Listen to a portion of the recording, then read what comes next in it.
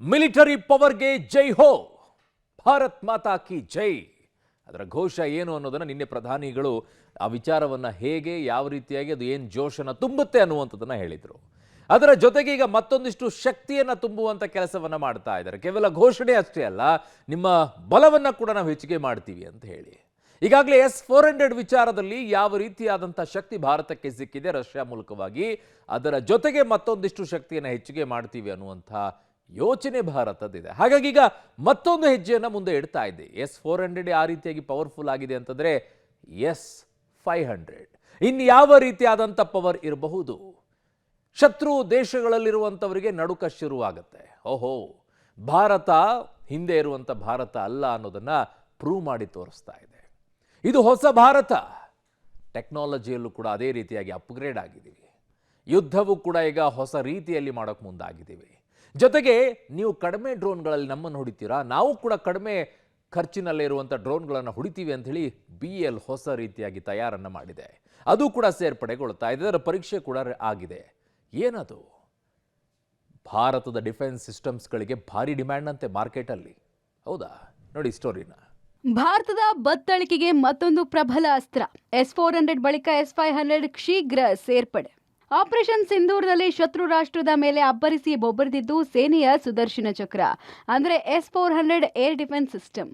ಪಾಕ್ನ ಕ್ಷಿಪಣಿ, drone, fighter jet ಹೊಡೆದುರುಳಿಸಿದ್ದ S-400 air defence system. ಇದಾದ ಬಳಿಕ ಭಾರತ ಸುದರ್ಶನ ಚಕ್ರ S-400 ಹೆಚ್ಚುವರಿ ಖರೀದಿಗೆ ಸಜ್ಜಾಗಿದೆ. ಈ ಮಧ್ಯೆ ಭಾರತದ ಸೇನೆಯ ಬಲ ದುಪ್ಪಟ್ಟಾಗಿಸೋಕೆ S-500 ಏರ್ ಡಿಫೆನ್ಸ್ ಸಿಸ್ಟಮ್ ಖರೀದಿಗೆ ಭಾರತ ಮುಂದಾಗಿದೆ. ಈ S-500 ಉಪಗ್ರಹಗಳನ್ನು ಕೂಡ ಹೊಡೆದುರುಳಿಸುವ ಸಾಮರ್ಥ್ಯವನ್ನು ಹೊಂದಿದೆ. ಬ್ಯಾಲಿಸ್ಟಿಕ್ ಕ್ಷಿಪಣಿಗಳು, ಹೈಪರ್ಸಾನಿಕ್ ಕ್ರೂಸ್ ಕ್ಷಿಪಣಿಗಳು, ಫೈಟರ್ ಜೆಟ್, ಬಹುದೊಡ್ಡ ರೇಂಜ್ನ ವೈಮಾನಿಕ ಬೆದರಿಕೆಗಳನ್ನು ಟುಸ್ಪಟಾಕಿ ಮಾಡಲಿದೆ. S-500 ವಿಶೇಷತೆಗಳು ಅಪಾರ. ಏನು ಅಂತ ನೋಡೋದಾದ್ರೆ, S-400 ಬಳಿಕ ಭಾರತದ ಬತ್ತಳಿಕೆಗೆ S-500. S-400ಗಿಂತ S-500ಗೆ ದುಪ್ಪಟ್ಟು ಬಲ. ರಷ್ಯಾದ ಬಳಿಯಷ್ಟೇ ಇರುವಂತಹ ಏರ್ ಡಿಫೆನ್ಸ್ ಸಿಸ್ಟಮ್. 600 ಕಿಲೋಮೀಟರ್ವರೆಗೂ ಸಾಗಬಲ್ಲ ಸಾಮರ್ಥ್ಯ ಇದೆ. ಜಲಾಂತರ್ಗಾಮಿಯಿಂದ ಕ್ಷಿಪಣಿ ಹಾರಿಸಿದ್ರೂ ಹೊಡೆಯುವ ಸಾಮರ್ಥ್ಯ ಇದೆ. ಉಪಗ್ರಹಗಳನ್ನು ಕೂಡ ಹೊಡೆದುರುಳಿಸುವ ಸಾಮರ್ಥ್ಯ ಇದೆ. ವೈಮಾನಿಕ ಬೆದರಿಕೆಗಳಿಗೆ ಸೆಡ್ಡು ಹೊಡೆಯೋ ಚಾಣಾಕ್ಷತೆ.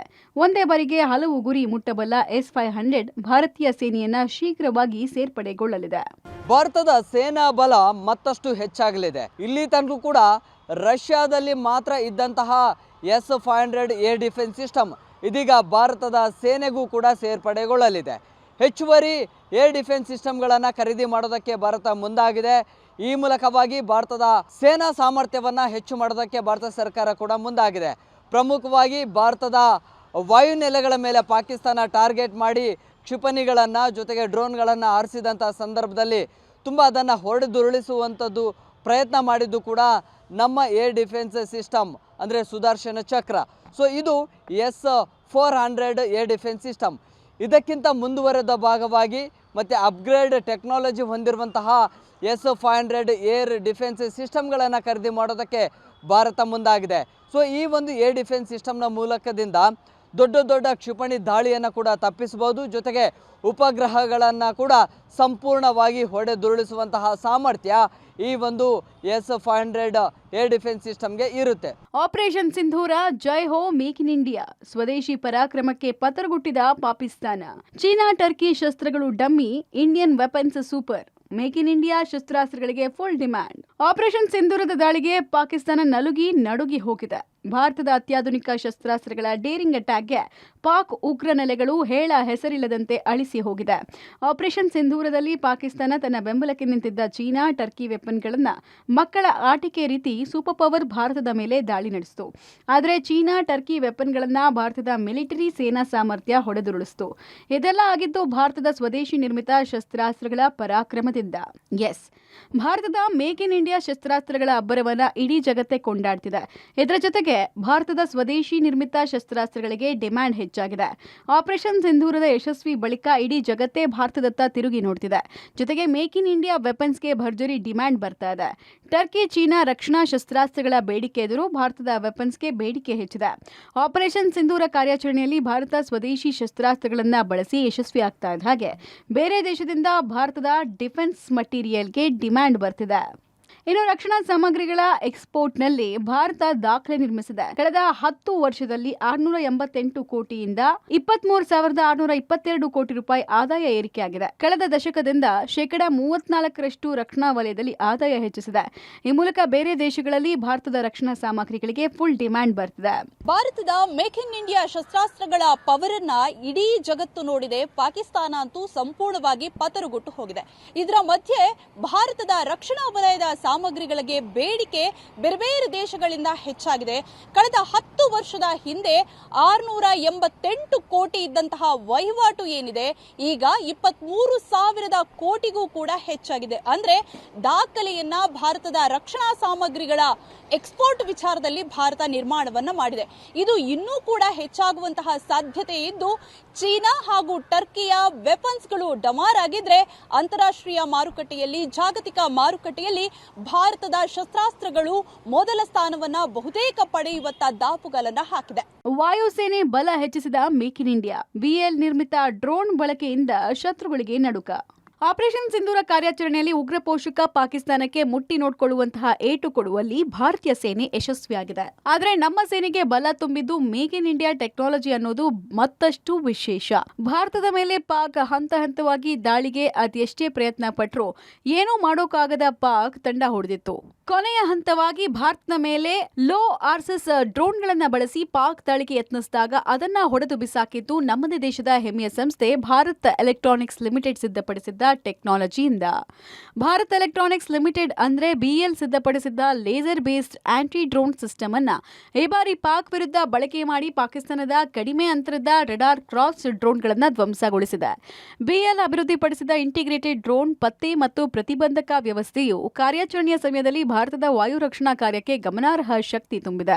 ಪಾಕ್ ಎದೆ ನಡುಗಿಸಿದ್ದು ಭಾರತದ suicide drones. Sky stretcher drone ಬಳಸಿ ಉಗ್ರ ನೆಲೆಗಳು ಉಡೀಸ್. ಬೆಂಗಳೂರಿನ ಪೀಣ್ಯದಲ್ಲಿ ತಯಾರಾಗಿರುವ ಡ್ರೋನ್ಗಳು. ಇನ್ನು ಆಪರೇಷನ್ ಸಿಂಧೂರದಲ್ಲಿ ಭಾರತದ ಸ್ವದೇಶಿ ನಿರ್ಮಿತ ಮತ್ತೊಂದು ಡ್ರೋನ್ ಪಾಕಿಗಳ ಎದೆಯಲ್ಲಿ ನಡುಕ ಹುಟ್ಟಿಸಿದೆ. ಸೂಸೈಡ್ ಡ್ರೋನ್ಗಳೆಂದೇ ಕರೆಯುವ ಸ್ಕೈ ಸ್ಟ್ರೆಚರ್ ಎಂದ ಡ್ರೋನ್ ಅನ್ನ ಬಳಸಿ ಪಾಕ್ನ ಉಗ್ರ ನೆಲೆಗಳನ್ನ ಪತ್ತೆ ಹಚ್ಚಿ ವಾಯುನೆಲೆಗಳನ್ನ ಉಡೀಸ್ ಮಾಡಲಾಗಿತ್ತು. ಇದರ ವಿಶೇಷತೆ ಏನಂದ್ರೆ ಈ ಸೂಸೈಡ್ ಡ್ರೋನ್ ತಯಾರಾಗಿದ್ದು ಬೆಂಗಳೂರಿನ ಪೀಣ್ಯದಲ್ಲಿ. ಇದು ಗಾಳಿಯಲ್ಲಿ ಚಲಿಸುವ ವಾಹನ. ಇದಕ್ಕೆ ಪೈಲಟ್ ಇರಲ್ಲ. ರಿಮೋಟ್ ಕಂಟ್ರೋಲ್ ಮೂಲಕ ತಿರುಗಾಡುತ್ತೆ.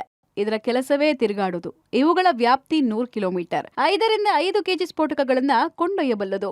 ನಿಖರ ಗುರಿ ಇಟ್ಟು ದಾಳಿ ಮಾಡಬಲ್ಲ ಸಾಮರ್ಥ್ಯ. ಶತ್ರುಗಳ ರಡಾರ್ ಕಣ್ತಪ್ಪಿಸಿ ರಹಸ್ಯವಾಗಿ ದಾಳಿ ಮಾಡುತ್ತೆ.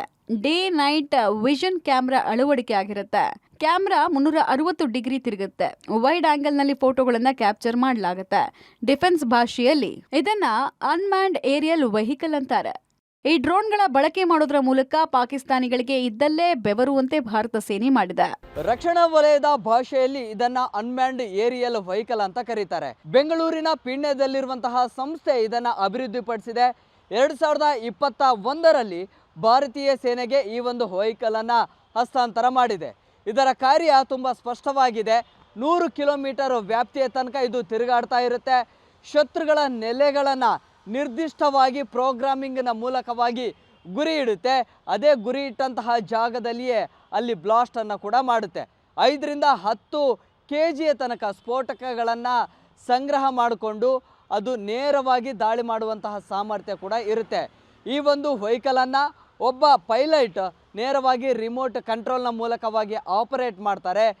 ಯಾವ ದಾಳಿಗಳನ್ನು ನಡೆಸಬೇಕು, ಯಾವ ಭಾಗಗಳಲ್ಲಿ ನಡೆಸಬೇಕು, ನಿರ್ದಿಷ್ಟವಾಗಿ ಜಿಯೋಗ್ರಾಫಿಕಲ್ ಒಂದು ಲೊಕೇಶನನ್ನು ಕೂಡ ಸೆಟ್ ಮಾಡಿರ್ತಾರೆ. ಈ ಮೂಲಕವಾಗಿ ನಿರ್ದಿಷ್ಟ ಜಾಗಗಳಲ್ಲಿ ದಾಳಿಯನ್ನು ಮಾಡೋದಕ್ಕೆ ಈ ಒಂದು ಅನ್ಮ್ಯಾನ್ಡ್ ಏರಿಯಲ್ ವೆಹಿಕಲ್ ಭಾರತೀಯ ಸೇನೆಗೆ ಸಾಕಷ್ಟು ನೆರವು ಕೂಡ ನೀಡಿದೆ. ಏರ್ ಸ್ಟ್ರೈಕ್ ನಲ್ಲಿ ಡ್ರೋನ್ ಆರ್ಭಟ. ಭಾರತಕ್ಕೆ ಅತ್ಯಾಧುನಿಕ ಡ್ರೋನ್ ಬಲ. ಆಪರೇಷನ್ ಸಿಂಧೂರದಲ್ಲಿ ಪಾಕ್ ಮೇಲೆ ಭಾರತದಿಂದ ಏರ್ ಸ್ಟ್ರೈಕ್ ಮಾಡಿ ಪಾಕ್ ಡ್ರೋನ್ ಕ್ಷಿಪಣಿಗಳನ್ನು ಧ್ವಂಸ ಮಾಡಲಾಗಿತ್ತು. ಭಾರತೀಯ ಸೇನೆಯ ಬಲವನ್ನ ಅತ್ಯಾಧುನಿಕ ತಂತ್ರಜ್ಞಾನದ ಡ್ರೋನ್ಗಳು ದುಪ್ಪಟ್ಟಾಗಿಸಿತ್ತು. ಪಾಕ್ ಬಳಿ ಇದ್ದ ಬಹುತೇಕ ಎಲ್ಲಾ ಡ್ರೋನ್ಗಳನ್ನ ಭಾರತ ಹೊಡೆದುರುಳಿಸಿದೆ. ಪಾಕ್ಗಿಂತ ದುಪ್ಪಟ್ಟು ಡ್ರೋನ್ಗಳನ್ನ ಭಾರತ ಹೊಂದಿದೆ.